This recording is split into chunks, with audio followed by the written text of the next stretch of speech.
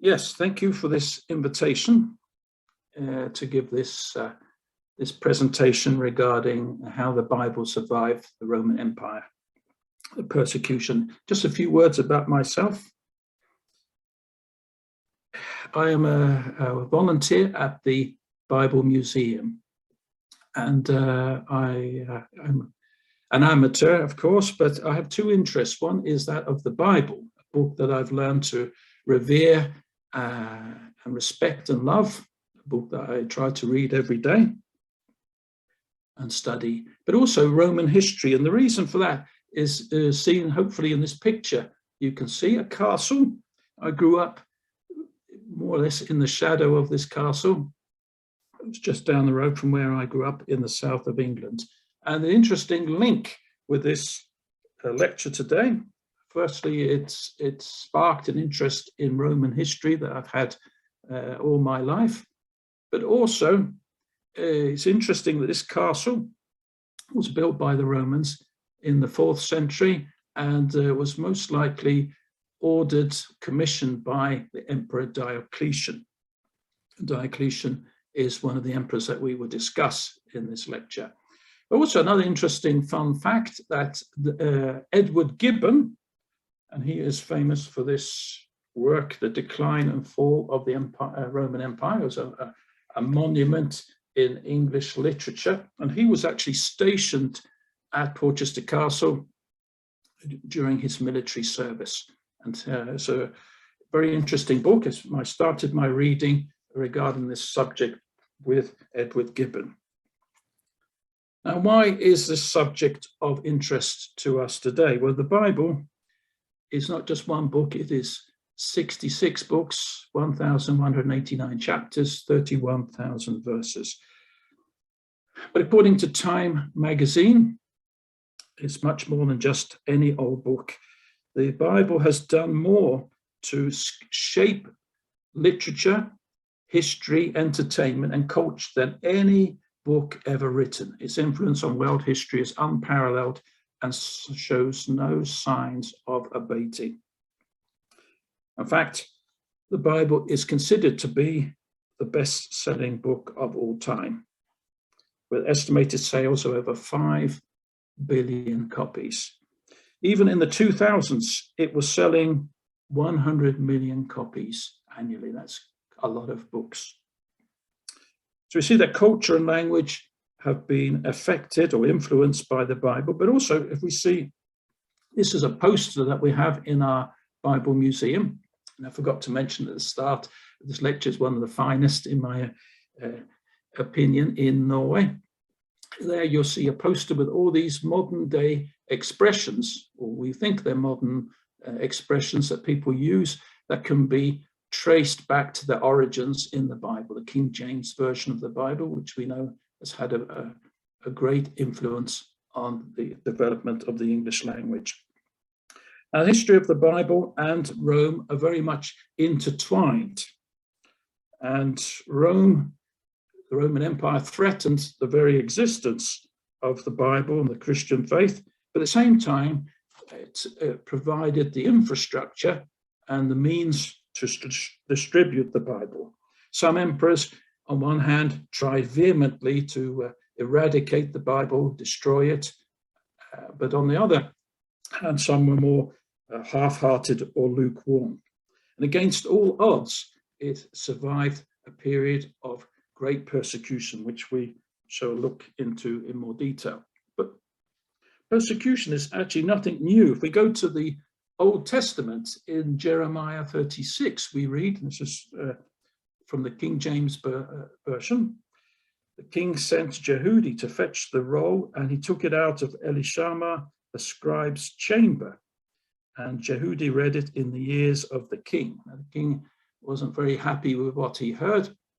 And in 23, we read there, it came to pass that when Jehudi read these 3 or 4 leaves, he cut it with a penknife and cast it into the fire. So the king was not impressed, and he was so angry that he had the scroll with the prophecy burned.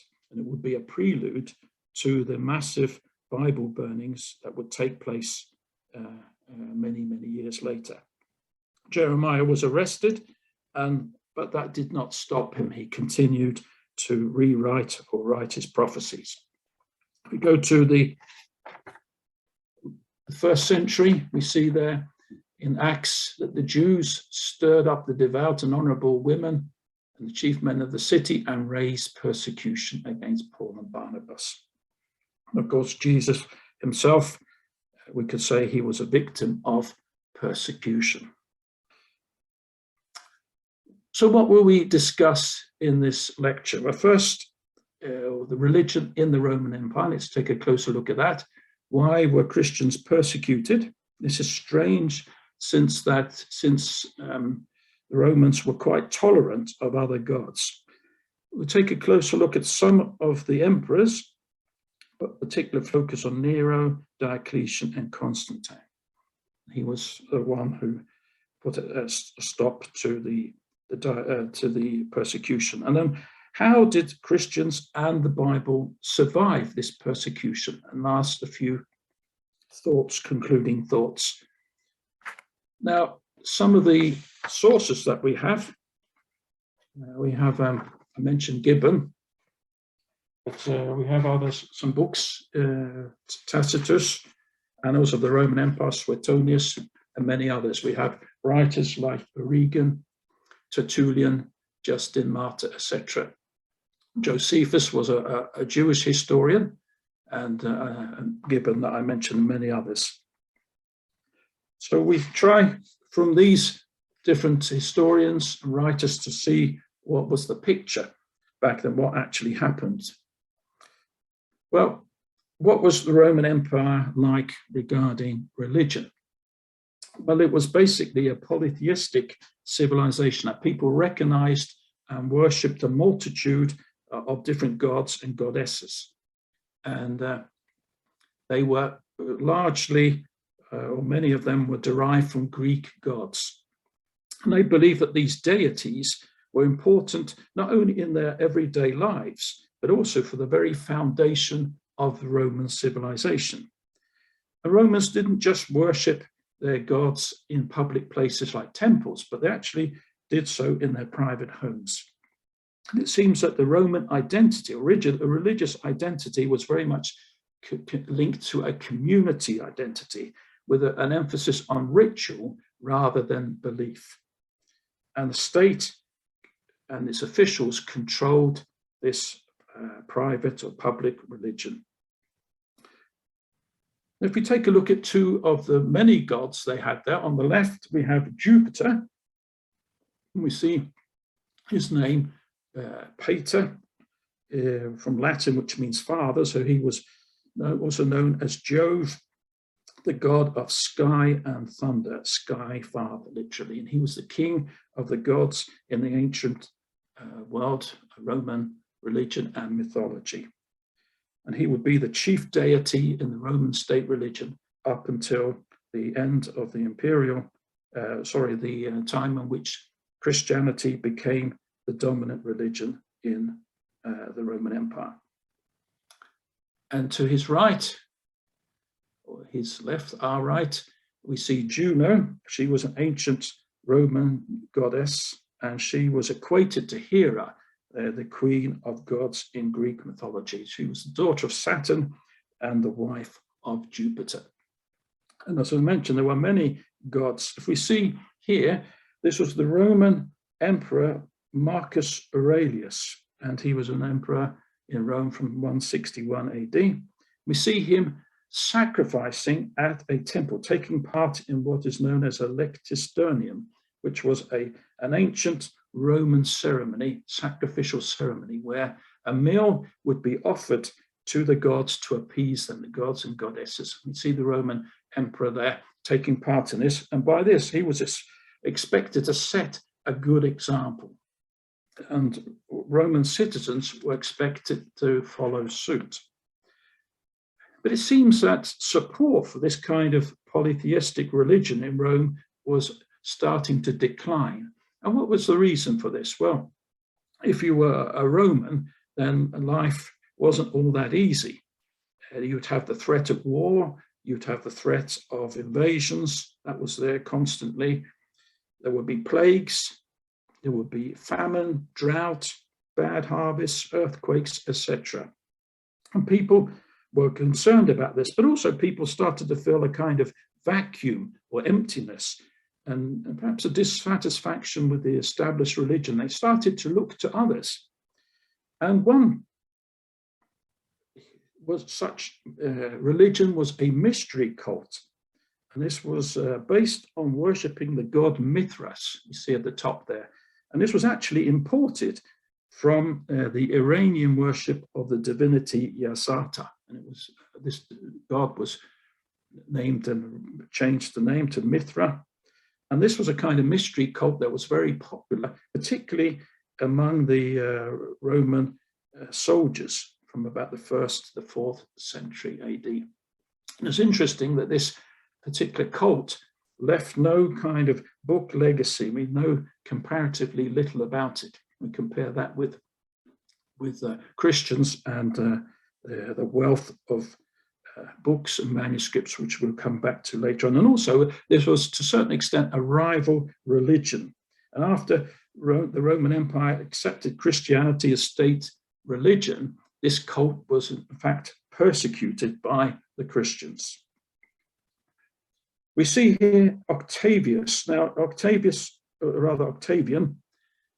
he in 29 BC, Octavian dedicated a temple to his granduncle, the divine Julius. And that was at the site of his Julius Caesar's cremation. Later, Octavian would change his name to Augustus, and he would himself become divine, an object of a cult. We see him here pictured as Jove sitting there in this temple. Temples will be dedicated to him. But this would also be a kind of imperial cult, and we shall return to this later on, see how important this will be to Christians. Now, in 40 AD, the Emperor Caligula introduced introduced religion into his political role. He started appearing dressed as various gods and demigods, Hercules, Mercury, Apollo, etc. We see here the remains of the temple of Castor and Pollux. This was directly linked to his personal imperial residence in the Palatine. And this was dedicated to Caligula as a god. So we see in this case, he didn't even wait until he was dead before he was declared a god. Now, how did Romans view these new and foreign gods? What about the nations that they conquered and the gods of these conquered people? Well, the Roman approach to empire building included a certain tolerance, cultural tolerance, and it allowed foreigners to become a part of that society. But did that apply to their gods? Well, many divinities were brought to Rome and installed as a part of the Roman state religion. And the Roman Empire was considered to be quite tolerant. But there was an important factor in deciding whether to tolerate a foreign or a new god. It was very important for Romans that this new religion honored its ancestral custom. They honored their gods according to ancestral custom or tradition. And this is one of the reasons why the Christians were looked down upon, because they were seen to have left their roots behind in Judaism. They weren't loyal to that. But also it seems that the Romans were very suspicious of Christians because they were meeting at night, their nighttime meetings. And that's something that seemed to be very private and secretive. And this was often associated with secret plots and treason against the emperor. Now, in an age where many of the emperors were actually killed in plots, some were killed by the very people who were supposed to be looking after them, the Praetorian Guard. Many of them had perhaps good reason to be paranoid. So to be seen to be carrying out something that was subversive was obviously not good. But others were also persecuted, astrologers, philosophers, druids, and others in the same way as Christians. But why were Christians particularly singled out? Well, one there are many theories about this, but one was a general prohibition, because Nero, as we shall see, when he started the persecution, he viewed Christianity as a new superstition, a superstitio, and this was introduced without the authorization of the Roman state. As we shall see in a minute, he also had other reasons for persecuting them. But also, the Christians had introduced what was a kind of alien cult, a national apostasy, which meant that people were leaving or abandoning traditional Roman values and religion. And in fact, the Christians were considered to be atheists because they did not worship these Roman gods. Now, also, the Christians were, yes, I had this slide here. And finally, the third point here, that they were actually persecuted for specific criminal offenses such as child murder, incest, magic, illegal assembly, and treason. And this was a charge based on their refusal to worship the divinity of the Roman emperor. And this last point would have been very important. Would Caesar have exclusive sovereignty or devotion? But also, there's something called national identity. Now, today, in many countries, many people try to analyze what is it that defines a certain nationality. What is it like to be a Norwegian? And there are certain activities that Norwegians like to do, skiing, being out in the countryside. And fortunately today, there are no penalties or sanctions for people who do not follow those customs. But in the same way, we could say that in Rome, there were a set of political and cultural ideas and practices which would define what it was to be a Roman. In fact, it was called Romanitas. And it was a Latin word that meant Romanness. What is it to be a Roman? What is their identity or self-image? Now, if you were a Roman, one of the ways that you could demonstrate your loyalty is by participating in the many rites and festivals, feast days, processions, offerings throughout the year. But also, as we see in this very famous painting by Jean-Léon Gérôme, there will be attendance at civil festivals, athletic games, and theatrical performances. Now, this would be very dangerous if you were a Christian. You would be basically between the rock and the hard place here. If you went and you were there, maybe in that audience there, you'd be part of something that would be considered sinful, debauchery. The things taking place there would have been disgusting for them. You just see from this picture, from the gladiator games. But on the other hand, if you didn't go, then you would offend people, because they would accuse you of belonging to an illicit religion that was antisocial and subversive. But also, Romans considered that bad things that happen were as a result of the gods not being properly worshipped. In fact, the writer Tertullian, he wrote concerning this widespread perception that the Christians were the source of all the disasters that brought against the human race, brought upon by the gods. And he said, if there is famine or pestilence, straightway the cry is, away with the Christians to the lions. Now, if you were a Christian, also there would be some career limitations, notably military service, public office, obviously anything to do with the manufacture and sales of idols, but also other types of pursuits that would be associated with polytheistic culture. It could be acting, it could be music, even school teaching. So we've looked a little bit at the situation, religion in Rome. We've seen why Christians were particularly singled out. Let's go into more detail and look at some of the emperors.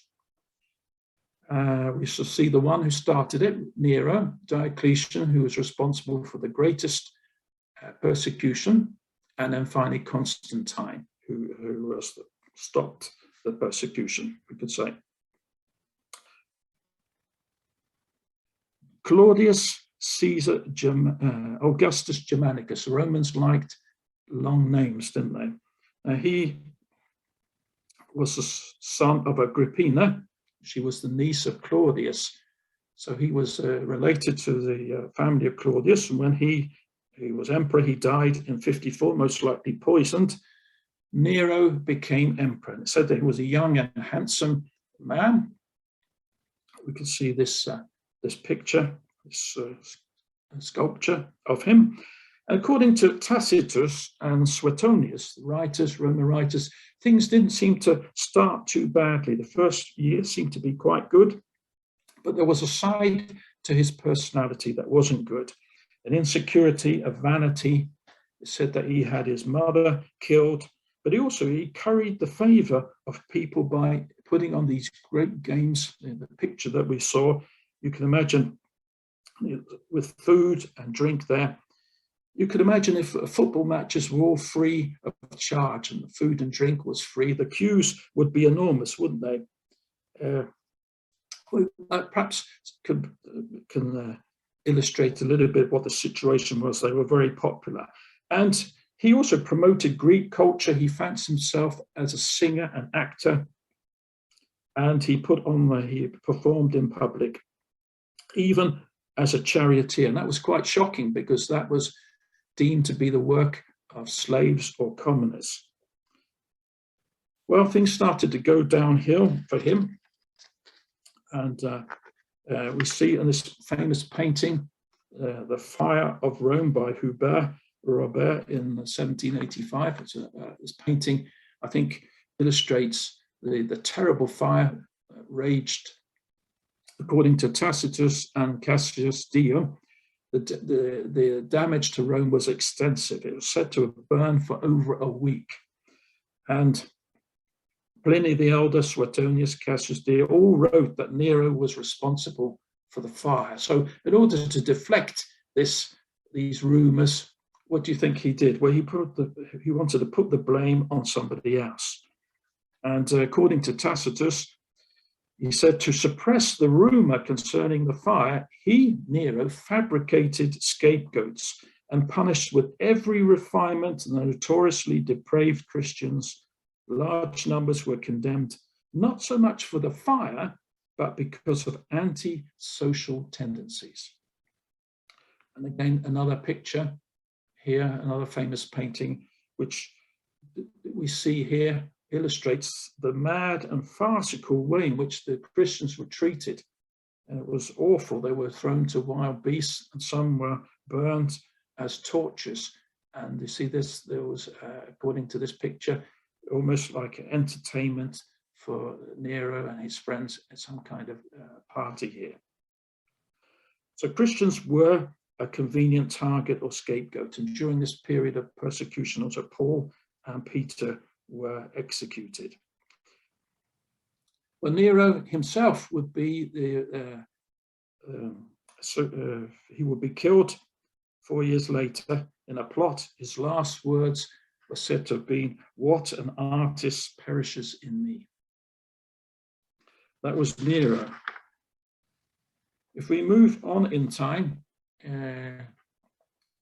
to about 160, 170 AD, Marcus Aurelius. Now, he was known as one of the good emperors.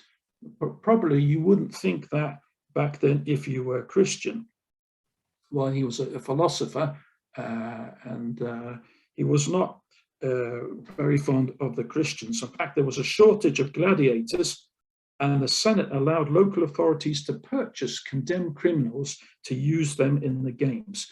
And Christians who refused to perform ceremonies to honor the gods were punished very severely. Now, if you were a Christian and a Roman citizen, then you might perhaps just be exiled, or you would be condemned to a swift death by beheading. But if you were a slave or foreign-born resident, then you could be put to death by wild beasts as a public spectacle. It would have been absolutely awful.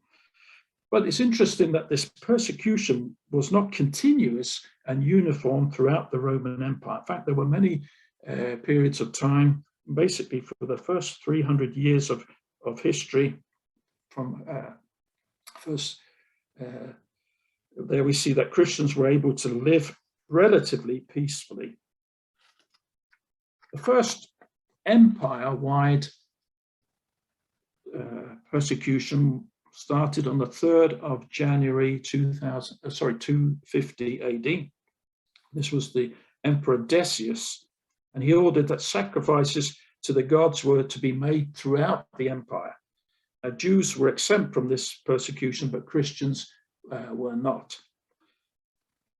And interestingly, they produced a document, and it was a certificate called the Libellus, and this was issued through in the reign of Emperor Decius. Now, the purpose of this document was to actually certify that you had gone down and performed the required sacrifices, and you had that. It's almost like a coroner certificate we might compare it with today, but that way would demonstrate your loyalty to the authorities, and then you would not be subject to penalties.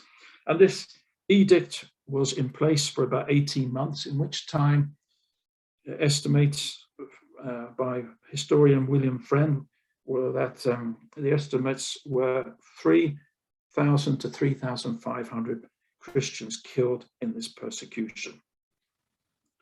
But the last most vehement persecution, that was no doubt in the reign of Diocletian.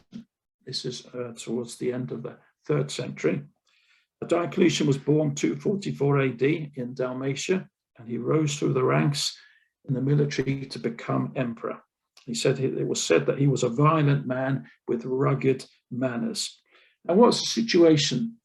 Well, the empire was in a sorry state: invasions, unrest, rampant inflation. And Diocletian realized that he had to do something to get the empire reorganized. And he formed what was called a tetrarchy. The tetrarchy was basically 4 emperors. The empire was so big that it was too much for one man. In fact, he used to say, to hold power, you must share it. So Diocletian shared his empire with Maximian, Constantius, that was in Britain and Gaul, and he would be the father of Constantine and Galerius in the east. Now, why do you think Diocletian was spending so much time and effort persecuting the Christians? Well, again, the same thing we talked about previously, this divine disapproval. The gods needed to be appeased. These new gods were a threat. Now, Diocletian was supported very much in this by Galerius, and they started by forbidding Christians to have different positions. But Galerius pushed Diocletian for total persecution, for extermination. And these sought the advice from the oracle of Apollo at Dodoma.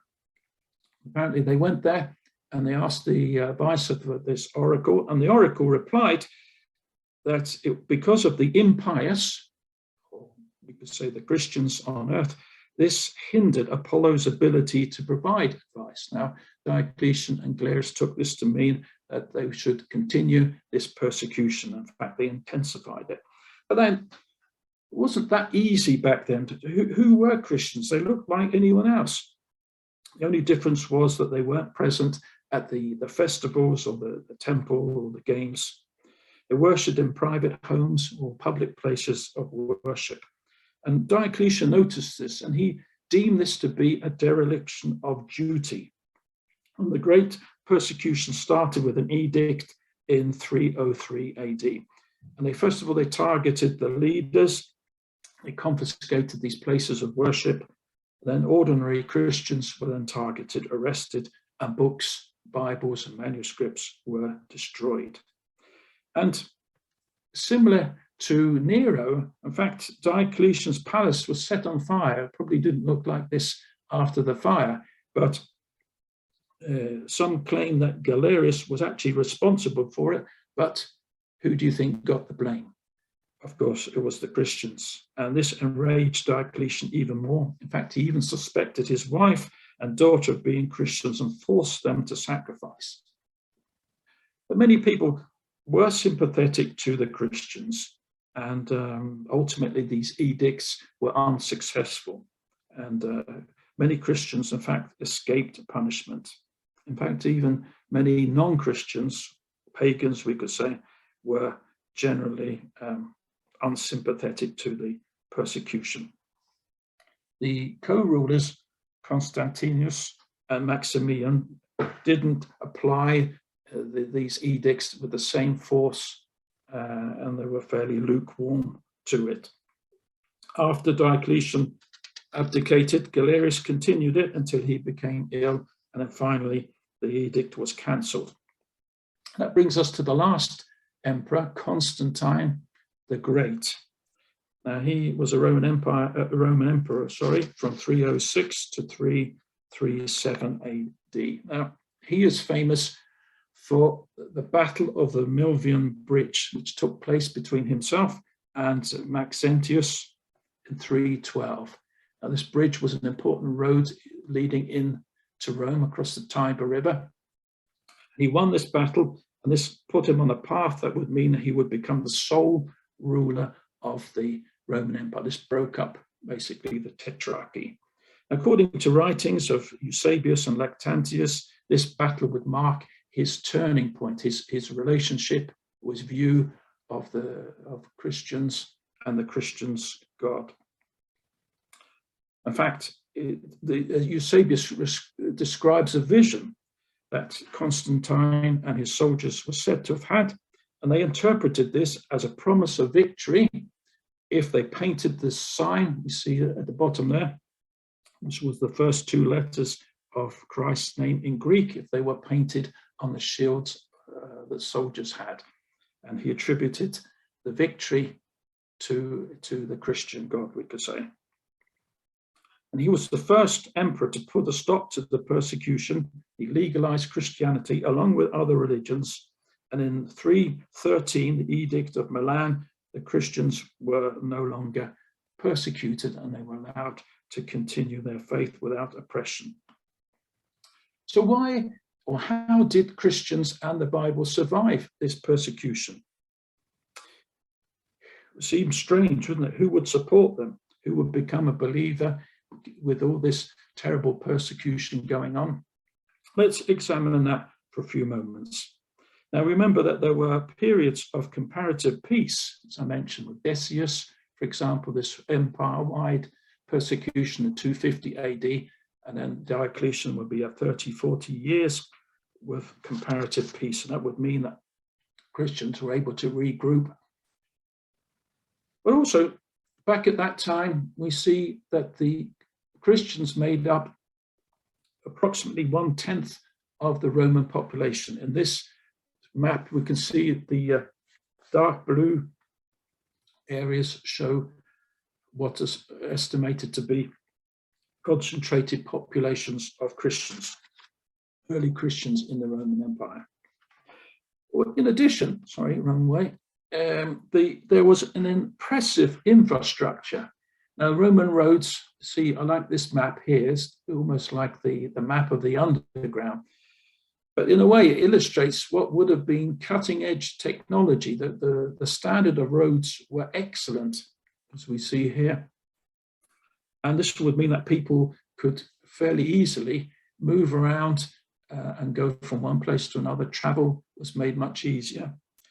And people would be able to spread, to distribute the manuscripts. They could be easily transported. People could travel around.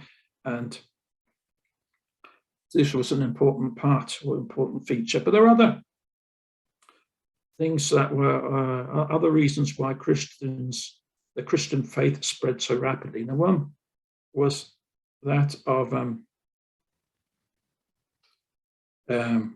of faith and preaching and teaching, sharing beliefs with others.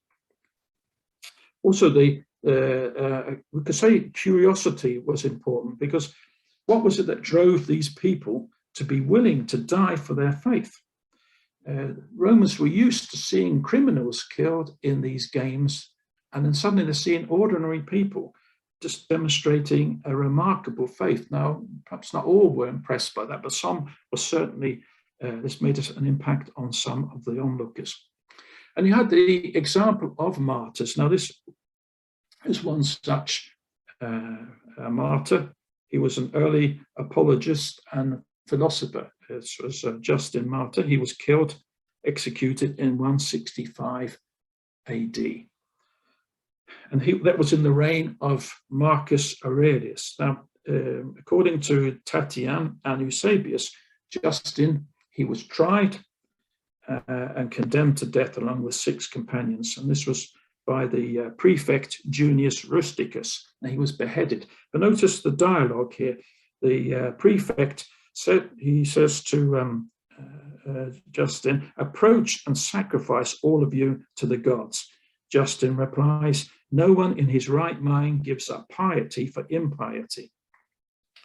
The prefect Rusticus says, "If you do not obey, you will be tortured without mercy."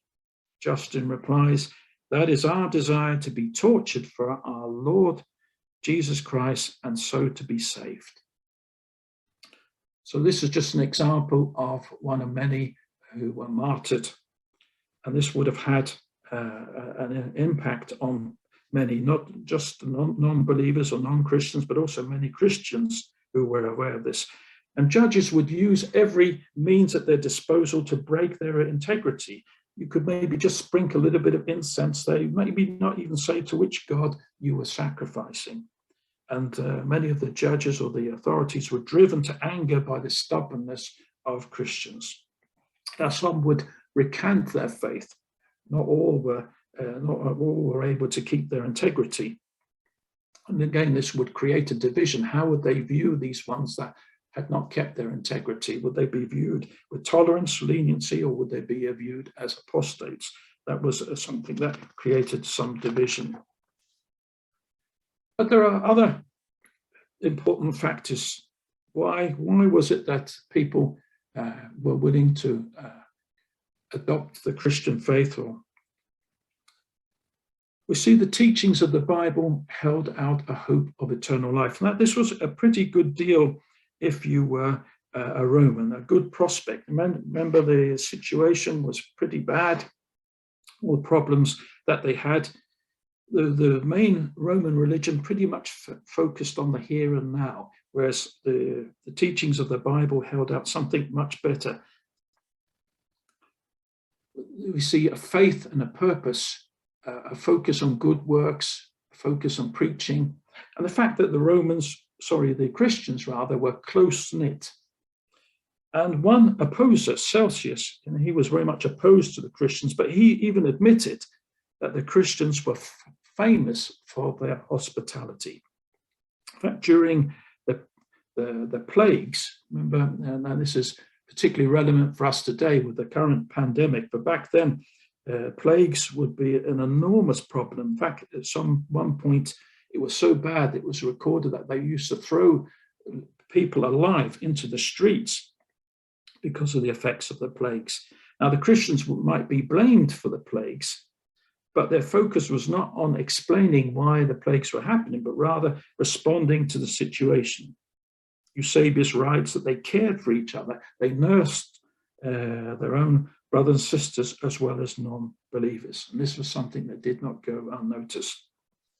It's interesting also that Christianity was popular among women. And why was this? It was because they saw that it promoted better treatment for women. In fact, wives of upper society became believers. And also they saw that it promoted the sanctity of marriage, and that would be something that appealed to many women. Also a slave. Now, again, a slave, the Roman Empire was totally dependent on slaves, but they would have, and they had a pretty sorry lot in life, but they would have an elevated status as a Christian.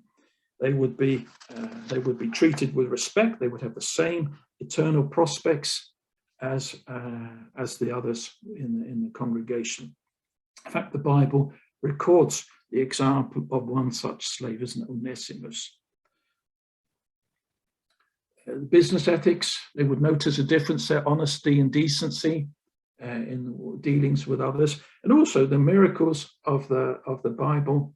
I think there's an S there, too many there, too much rather. The miracles and healings recorded in the Bible were seen to be more powerful, that one Christian God was more powerful than all the many Roman gods. And that was something also that Romans would have noticed. But another important factor is the Bible itself. How did the Bible survive? And the survival of the Christian faith is, of course, very much intertwined with the survival of the Bible.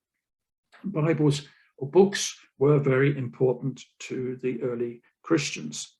There was a strong written tradition. Remember, this was something they inherited from the Jewish legacy, an important legacy we see from the Old Testament.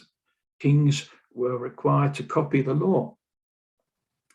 So this was very important. So there would be a tradition to write, make copies of the Gospels, the letters, the books that make up the Bible. And the early Christians would have ensured that the books of the Bible would be copied and passed on to other congregations via the road network that we saw just now. And this would be, this kind of book would be what we would say cutting edge technology. Now, we see also the gradual replacement of the scroll by the codex. Now, this was seen to be, well, this is actually called the most important advance in bookmaking before the invention of the printing press. The codex transformed the shape of a book and offered a format that would last up until our time. The spread of the codex is often associated with the rise of Christianity. Now, the codex was a primitive book. It would be easier to transport around rather than a scroll, easier to hide.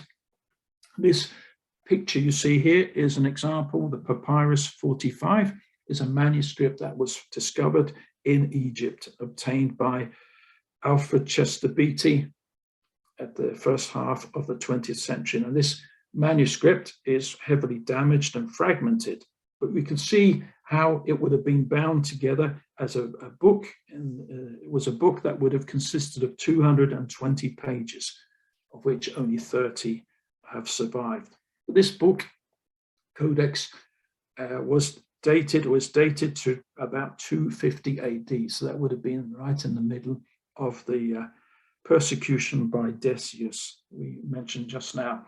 And you see the dry sand of Egypt would have preserved this papyrus. It's a very delicate material.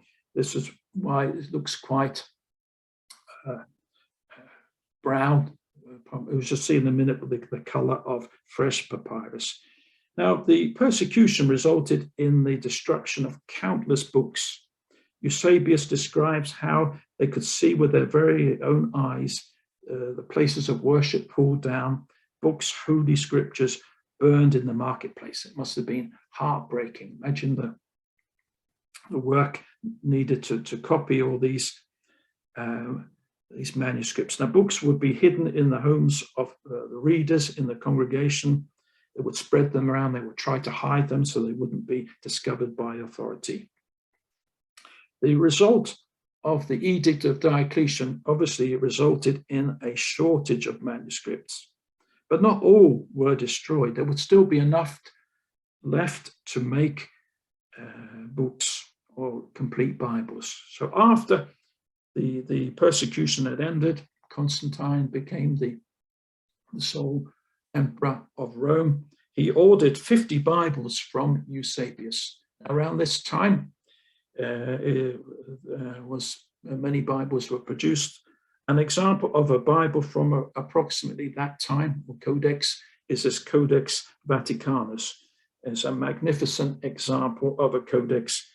This was written on vellum, which is a kind of animal skin, 759 leaves, with this special kind of ancient lettering that's dated to the 4th century. Now, this would have been copied from manuscripts that had survived the Diocletian edict.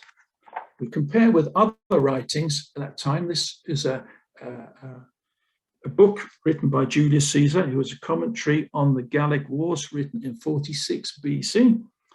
But the oldest extant copies of this book by Julius Caesar are dated from the 9th century.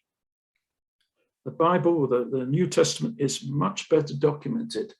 You see from this table, from the text of the New Testament by Kurt Arland and Barbara Arland, distribution of these early Greek manuscripts in these centuries during these persecutions that we've discussed.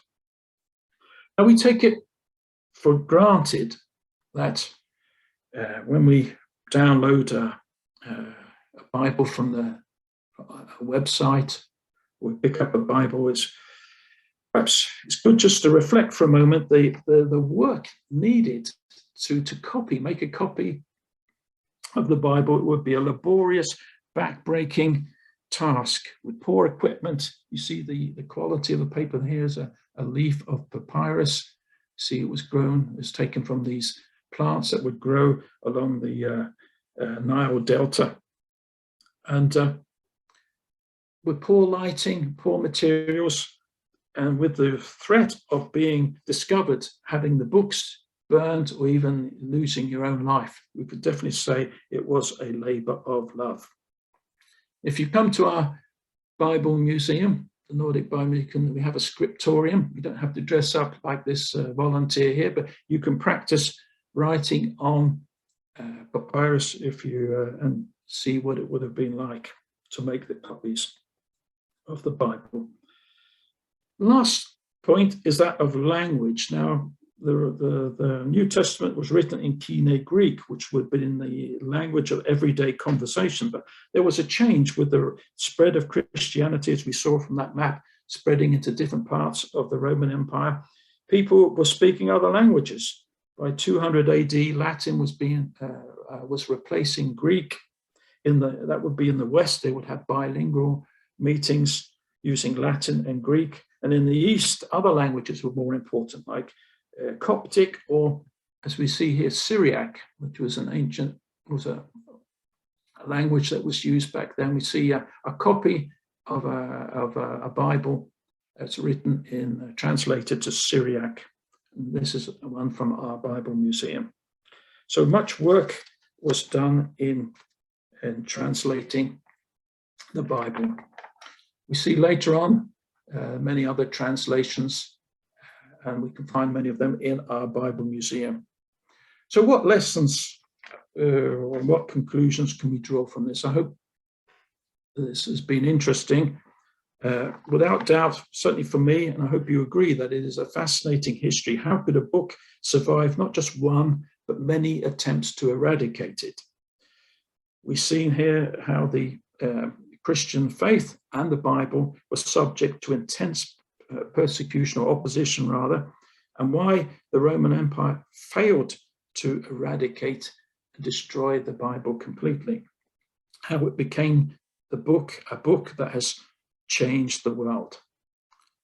What started out to be a small and insignificant superstitio, would grow to become adopted as state religion, and it would alter the course of history. This book, the Bible, was a book that was read, studied, discussed, copied, distributed, and translated by people who were willing to risk their lives to do so. It's interesting, though, in later years, intense persecution, just like in the Roman Empire in later years, we see that they cannot stamp out ideas and beliefs. You can put a person into prison, but you cannot put an idea or belief in prison. You can torture and execute a person, but not a belief and a faith. People are imprisoned, but yet they still influence others. We've seen examples of here. The history repeated itself later on when Christianity became the dominant religion in the Roman Empire. Bible translators received the same treatment when they tried to translate the Bible into other local languages. And you would think also that given this difficult start, that that church leaders later on will perhaps be more tolerant of others, but we see atrocities caused by inquisitions in many ways, maybe even worse than the persecution that we've discussed. And throughout history, people have been made scapegoats, just like these early Christians. But this is not just a story about preserving written words on papyrus, but these actions taken by people living and practicing what they preach. So it's easy today to make to download a free copy of the Bible, isn't it? But sometimes it's good to reflect on the effort and sacrifice made by people preserving and spreading these manuscripts and its message. If a message gets through against all odds, then maybe it's worthwhile taking the time to examine its message. Maybe that's something we can consider the next time we pick up our copy of the Bible. Lastly, why not take a trip to our museum? I'm sure you'll find that will increase your appreciation of this remarkable book. Thank you for your attention.